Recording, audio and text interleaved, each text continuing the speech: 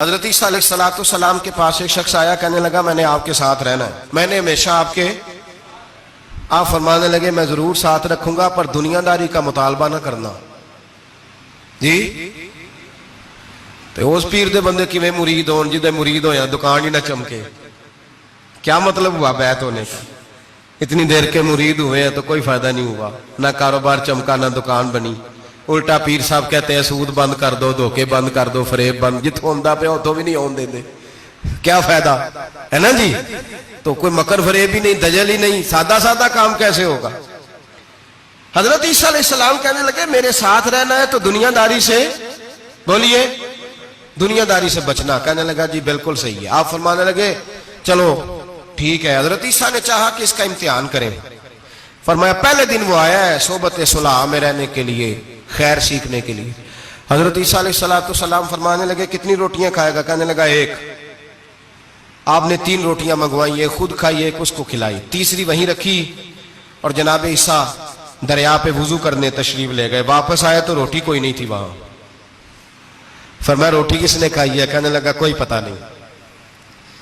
جناب عیسیٰ علیہ السلام نے نا اس کو معجزہ دکھایا۔ ایک ہرن جا رہی تھی، اس کے ساتھ 2-3 چھوٹے چھوٹے بچے تھے۔ حضرت عیسیٰ علیہ السلام نے ہرن کا ایک بچہ پکڑا، اس کو ذبح کیا۔ ہرن بھی کھڑی ہو گئی، باقی بچے بھی کھڑے ہو گئے، ذبح کیا اور ذبح کر کے اس کا گوشت بھونا، اس کو بھی کھلایا، خود بھی اتنا کھایا کہ سیر ہو گئے، ڈکار آنے لگے۔ فرمایا کھایا نا تم نے؟ لگا حضور کھایا ہے۔ فرمایا پیٹ میں ابھی ہے کا ہے؟ ہرن کے بچے کی ہڈیاں پڑی ہوئی تھیں۔ جناب عیسیٰ نے ساری ہڈیاں کٹھی کر کے فرمایا کم باذن اللہ، اللہ کے حکم سے کھڑا ہو جا۔ وہ ہرن کا بچہ پھر زندہ ہو گیا۔ آپ فرمانے لگے ہرن کے بچے کا گوشت تیرے پیٹ میں بھی ہے، میرے پیٹ میں بچہ وہ جا رہا ہے، اب تو بتا دے روٹی کس نے کھائی ہے، اب تو بتا دے۔ کہنا جی کوئی پتہ نہیں، مجھے پتا۔ حضرت عیسیٰ علیہ السلام اس کو ساتھ لے گئے، دریا کے اس پار جانا تھا۔ فرمایا ہاتھ پکڑا چلو گزرو۔ دریا میں پیر رکھا، اس کا بھی اپنا بھی۔ کہنے لگا جی ڈوب جاؤں گا۔ فرمایا تو میرے ساتھ ہے، تجھے معجزہ دکھانا ہے، اللہ کی قدرت دکھانی ہے۔ پیر رکھا دریا میں، پیدل چلتے ہوئے دوسرے کنارے چلے گئے، کوئی ڈوبا نہیں، پیر بھیگا نہیں۔ فرمایا اتنی بڑی تو نے معجزہ دیکھا ہے، اب تو بتا دے روٹی کس نے کھائی ہے؟ کہنے لگا جی پتا، مجھے خبر، حالانکہ سانو سارا ہی پتا ہوتا ہے، پتا نہیں مجھے، بولے بن جاتے ہیں نا منٹ میں۔ حضرت عیسیٰ کہنے لگے میں اللہ کا پیغمبر ہوں، مجھے منوانا آتا ہے۔ دریا کے اس پار گئے تو ریت تھی، صحرا کا علاقہ تھا۔ جناب عیسیٰ نے ریت کٹھی کی، چھوٹی چھوٹی ڈھیریاں لگائیں، 3 ڈھیر ریت کے لگ گئے، 3 ڈھیر۔ جب 3 ڈھیر لگ گئے تو جناب عیسیٰ علیہ السلام نے پھونک ماری، وہ ساری کی ساری ریت سونا بن گئی۔ حضرت عیسیٰ علیہ السلام کہنے لگے یہ 3 حصے ہیں سونے کے، ایک حصہ میرا ہے، ایک تیرا ہے، اور تیسرا اس کا جس نے تیسری روٹی کھائی ہے۔ کہنے لگا جی میں نہیں کھائی ہے۔ تیسرا حصہ اس کا جس نے تیسری روٹی کھائی۔ کہنے لگا جی روٹی؟ فوراً مان گیا، بے قدرہ کچھ قدر نہ جاتی، کیتی خوب تسلی ہو، اے دنیا دار پجاری زردے کتیاں دے گل ٹلی ہو، میں نہیں کھائی ہے۔ وہ میاں صاحب کمال کر گئے، اور ایک شخص لے گیا میاں محمد بخش علیہ رحمہ کو تانگے پہ بٹھا کے، کہنے لگا یہ پہلی بھی میری، وہ بھی میری، وہ باغ بھی میرا، یہ میرے چاچے کی، وہ میرے تائے کی، یہ میرے دادے کی، بڑے مالدار ہیں۔ آپ فرمانے لگے چل چھوڑ کوئی اور بات بھی کر۔ نہیں جی نہیں، وہ فلانی شے بھی میری۔ آپ فرمانے لگے یہ بتا تجھ سے پہلے کس کی تھی؟ کہنے لگا فلانے سے خریدی ہے۔ فرمایا اس سے پہلے کس کی تھی؟ چپ کر گیا۔ آپ فرمانے لگے دانش مندہ نہ کم نہ ہی دل دنیا نہ لانا، اس ووٹی کئی خامد کیتے، جو کیتا سو کھانا، چھوڑ اس کی بات نہ سنا، اس کا تو کبھی کوئی مالک ہوتا ہے کبھی کوئی ہوتا ہے۔ کہنے لگا جی میں نہیں کھائی ہے روٹی۔ تو حضرت عیسیٰ کہنے لگے تو نے ظلم کیا، نبی کی صحبت پر تو نے ایک روٹی کو فوقیت دی، ایک روٹی، اور مجھے دھوکہ دیا اللہ کے پیغمبر کو۔ فرمایا جا میں نے مال کا کیا کرنا ہے، سارا ہی سونا تیرا ہے، 3 ڈھیریاں تو ہی رکھ لے۔ حضرت عیسیٰ کہہ کے گزرے تو پیچھے سے ڈاکو آ گئے، تلواریں ہاتھ میں، 2 ڈاکو، سونا پڑا ہوا دیکھا۔ کہنے لگے تیرا ہے؟ کہا میرا ہے۔ کہنے اٹھ دوڑ جا تجھے قتل کر دیں گے۔ منت کرنے لگا، کہنے لگا یار اس طرح کرو نا، بانٹ کے کھاتے ہیں، بانٹ کے کھا لیتے ہیں۔ بات طے ہو گئی، ایک ایک ڈھیری کے مالک ہو گئے۔ اب وہ بات چیت ہونے لگی، نام پتہ واقفیت ہو گئی, تعارف ہو گیا. اب وہ جو 2 ڈاکو تھے ان کو وہ شخص کہنے لگا بھوک لگی ہے یار کو روٹی کھاؤ, کچھ پیسے دے کے ایک کو بھیجا. وہ جو 2 ڈاکو تھے ان میں سے جو کمزور تھا اس کو بھیجا کہ جاؤ کھانا لے کے آؤ. وہ کھانا لینے گیا تو پیچھے سے کہنے لگا تیرا رشتہ دار ہے؟ کہا نہیں. کوئی تعلق؟ کہنے لگا کوئی نہیں. آدھا حصہ کیوں دیتے ہو؟ کہنے لگے کمزور سا بندہ ہے, روٹی شوٹی لا دیتا ہے, میرے کام شام کرتا ہے, تو میں اس کو آدھا. اس نے کہا دفع کرو, چھوٹے چھوٹے کام کرتا ہے تم آدھا حصہ دیتے ہو, آتا ہے تو پکڑ کے قتل کر دیتے ہیں, سونا آدھا آدھا بانٹیں گے. ٹھیک ہو گیا جی. وہ جو روٹی لینے گیا تھا وہ بھی کہنے لگا مجھے تو نوکر سمجھا ہوا ہے نا, کھانے میں لاؤں, پانی میں لاؤں, بستر میں بچھاؤں. آج اتنا سونا ہاتھ آیا, بڑا ڈاکہ لگا, ان کو قتل کرتا ہوں نا دونوں کو, تو سونا میں قبضے میں کرتا ہوں. اس نے بھی دھوکہ دینے کا ارادہ کیا, کھانے میں زہر ملایا. امام راضی فرماتے ہیں وہ زہر ملا, کھانا لے کے پہنچا, روٹی رکھی تھی, ان دونوں نے یک بارگی حملہ کیا, اسے قتل کر دیا. قتل کر کے لاش دریا میں پھینکی, مست ہو کے کھانے لگے. جب سیر ہوئے تو پھر پیٹ کٹنے لگا, انتڑیاں ٹوٹنے لگیں, ناک منہ کان ہر چیز سے خون نکلنے لگا. چیخے مارتے کوئی سارا سونا لے لے ہمیں بچا لے, سارا کچھ لے لے جان بخش دے. رونے لگے, تڑپنے لگے, لیکن اب کوئی بچانے نہیں آیا, کوئی داد رسی کو نہ آیا. تینوں لاشیں ایک دریا میں, دوسری وہاں, مر گئے, مردہ ہو گئے. حضرت عیسیٰ علیہ السلام چند گھنٹوں کے بعد گزرے تو لوگوں نے کہا حضور یہ کیا ہے؟ فرمایا دنیا داری کا انجام, لالچ کا انجام, دھوکے کا انجام, فریب کا انجام. او بھائی بیماری لگ گئی سیٹھ صاحب کو, مالدار صاحب کو, چودھری صاحب بیمار ہو گئے, کروڑوں روپیہ پڑا تجوری میں, لیکن شفا کبھی خریدی نہیں جا سکتی, صحت کسی دکان سے ملتی نہیں, دھوکے سے اکٹھا کیا ہوا مال وہ پڑا ہے سامنے, لیکن اس کے منہ سے چند نوالے نہیں اتر رہے. یہاں تک حالات ہیں. ہماری عدالتوں کا اللہ حافظ ہے, اب وہاں کیس جاتے ہیں خلا کے, خلا کا کیس گیا, خاوند کے خلاف بی بی نے مقدمہ کر دیا. اب عورتیں اللہ ماشاءاللہ دھوکہ دیتی ہیں, ایڈریس غلط بتاتی ہیں. خاوند کو نوٹس گیا, اب اس کو ملے گا تو وہ عدالت میں آئے گا نا. میں آپ کو جینون کیس ایسے دکھا سکتا ہوں, میرے پاس لوگ مسئلہ پوچھنے آتے ہیں. غلط ایڈریس دیا, 3 پیشیوں پہ خاوند نہیں گیا تو عدالت نے طلاق کی ڈگری جاری کر دی. کسی فقہ کے کسی مفتی کے نزدیک طلاق نہیں ہوتی, لیکن عورتیں دوسرا نکاح کر کے پھر رہی ہیں. کسی سنے غور کرے, اس میں اختلاف بھی نہیں ہے, مسالک کا نکاح نہیں, لیکن طلاق. اب ہم نے دھوکہ دیا, بھائی دیکھیں میرے پاس طلاق ہے یونین کونسل کی, یہ میرے پاس طلاق ہے عدالت کی, یہ میرے کیا کر. طلاق نکاح یونین کونسل کے ساتھ ہوتا ہے کہ خاوند کے ساتھ؟ اور بولے تو صحیح یار, کس کے ساتھ ہوتا ہے؟ تو طلاق یونین کونسل دے گی, خاوند دے گا؟ عجیب تماشا ہے. عدالت کے ساتھ نکاح ہوا کہ خاوند کے ساتھ؟ عجیب بات ہے بھائی. کسی جاؤ چوتھے آدمی سے کہو طلاق دے دے, کیسے طلاق ہو؟ موٹی سی بات ہے. اور لوگ آ کے گھر بسانا ہوتا ہے نا, اور اللہ معاف کرے اس دھوکے میں کئی دفعہ سرپرست بھی شامل ہوتے ہیں اور دلیلیں دیتے ہیں, کہتے جی نہیں پھر ڈالتے غلط ہے, پاکستان کا قانون. میں نے کہا مجھے کیا بتاتے ہو, پاکستان کے قانون عدالت کی میں بات ہی نہیں کرتا, میں تو رسول اللہ کی بات کرتا ہوں, تو نبی پاک کی بات کر رہا ہوں. جب مصطفیٰ کریم کا قانون آ گیا تو بات ختم ہو گئی, وہ کوئی سا بھی قانون ہو. دھوکہ اتنا عام ہے, فریب اتنا عام ہے, جھوٹ اتنا عام ہے, دجل اتنا عام ہے. لوگ ہر بات میں دھوکہ, دینداری میں دھوکہ, نکاح اور طلاق میں دھوکہ, ہر جگہ لوگ دھوکے کے ساتھ جینا چاہتے ہیں. فریب اور فراڈ کا لائسنس.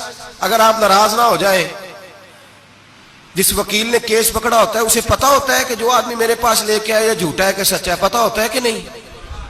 چلو ہونے کا مطلب یہ نہیں کہ تسی وکیلاں دے دوالے ہو جائے, لیکن یہ بتائیں اسے خبر ہوتی ہے کہ نہیں؟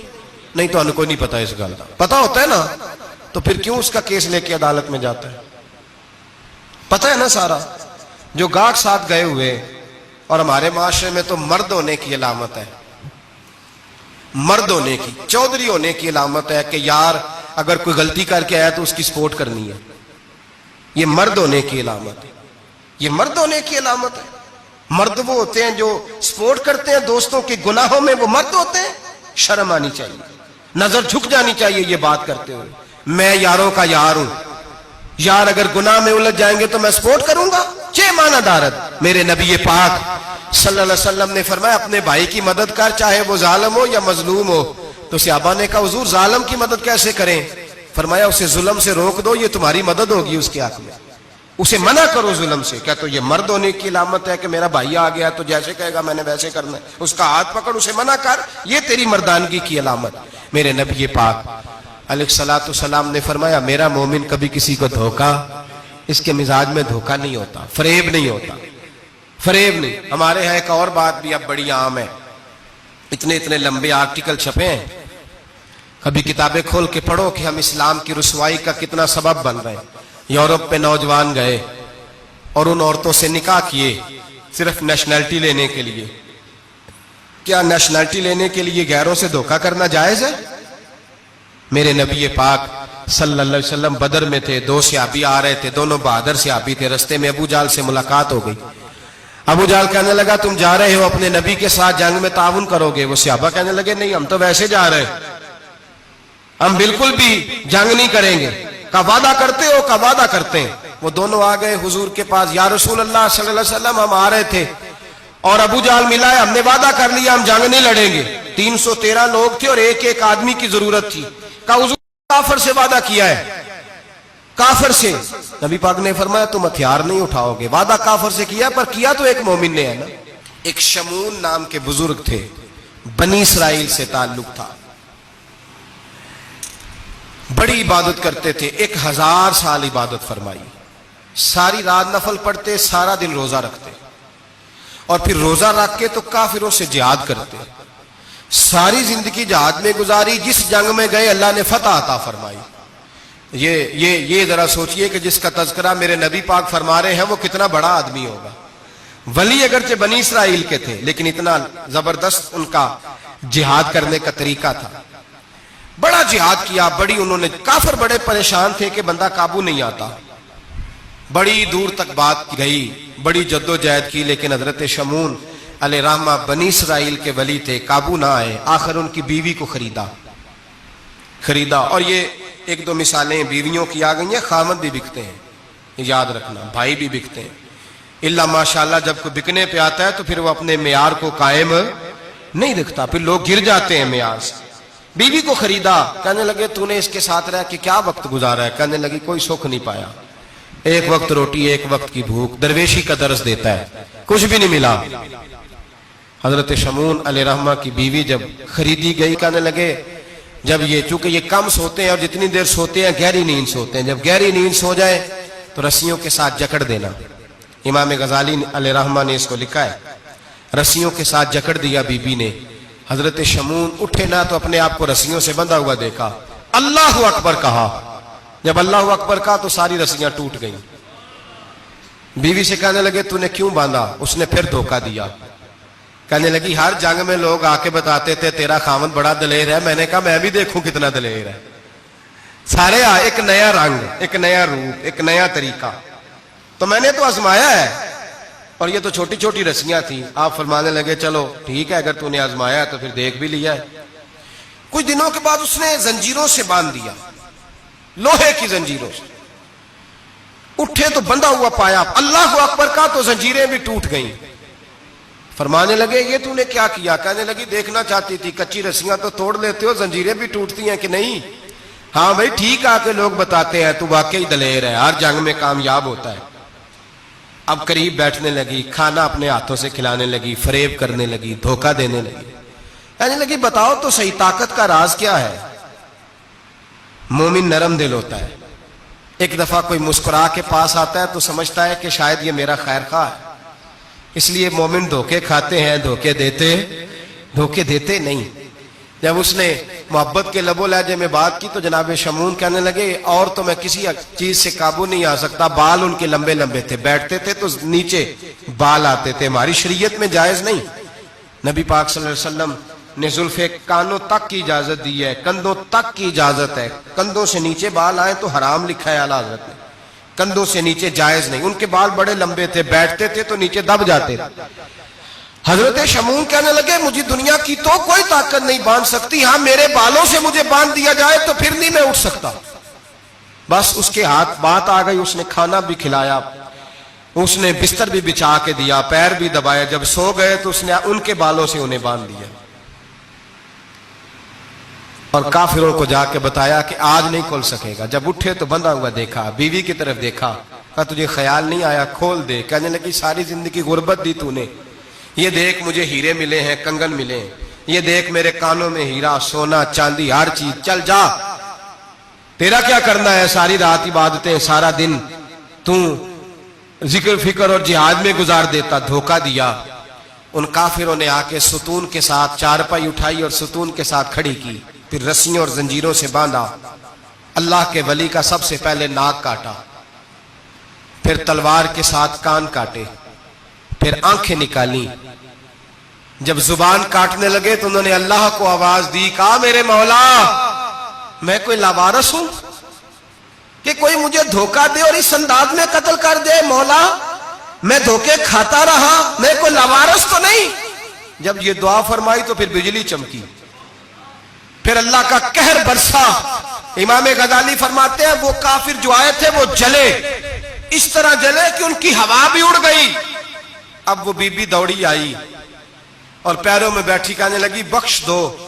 आप फरमाने लगे सारी जिंदगी मैं तेरे धोखे खाता रहा, अब अल्लाह की लाठी चलने लगी है, उसकी आवाज नहीं होती, अब तू खुदा के हवाले है। पैरों से आग चली। कहने लगे वो देखना सोने से कह तुझे बचाए, वो जो तेरे हाथों में हीरे के कंगन है उन्हें कह तेरी हिफाजत करे, अब वो जो तेरे कानों के अंदर सोने चांदी की बालियां और कांटे हैं और झूमर है उसको कह तेरी तुझे निजात दिलाए। जलती रही, तड़पती रही, चीखती चिल्लाती रही और इस तरह चीखी कि वो खाक बनी, हवा में उड़ी। अल्लाह ने अपने वली की आंखें भी दोबारा अता फरमा दी, कान भी दोबारा अता फरमा दिए। अल्लाह तबारक व तआला ने पहले से ज्यादा ताकत दी। वो जब बाहर निकले तो ऐलान कर रहे थे लोगों देखो धोखा वाले जल गए, तबाह हो गए, नामो निशान मिट गया और मुझे धोखा दिया गया था तो अल्लाह ने मुझे पहले से ज्यादा ताकतें अता फरमा दी, पहले से ज्यादा कुव्वतें। धोखा ना दे, फरेब ना करें जो आप किसी को दे रहे हैं। और मेरे महबूब अलैहिस्सलाम की एक हदीस तो ये बताती है जो दुनिया में धोखा देगा दुनिया में ही उसका नुकसान उठाएगा, जो दुनिया में धोखा देगा उसका आखिरत में तो उठाएगा ही, दुनिया में भी उसका नुकसान